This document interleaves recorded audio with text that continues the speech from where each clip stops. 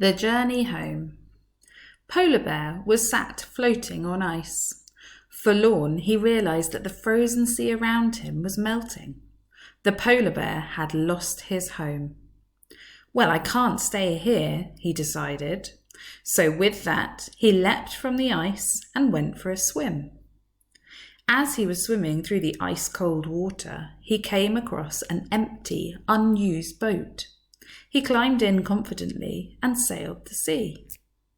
Soon he found himself cruising towards land, and he spotted a bustling city in the distance. He glimpsed Panda, watching from the docks, looking miserable. The panda had also lost her home. Panda glanced back at the towering buildings behind her. Well, I can't stay here, she thought miserably, so she lowered herself down into Polar Bear's boat.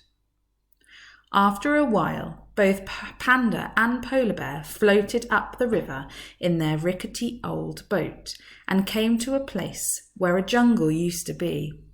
It was eerie, silent, and still. An orangutan sat on a tree stump all alone. The orangutan had also lost his home.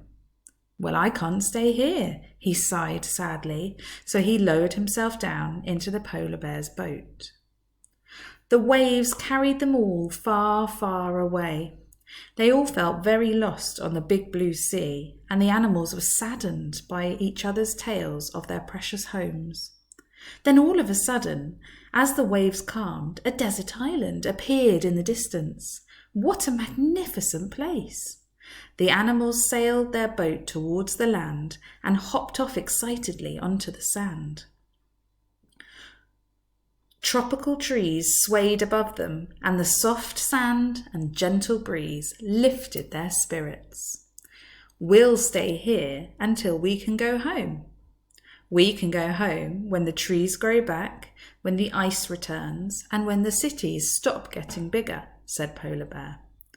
So they sat and they watched the sun set together.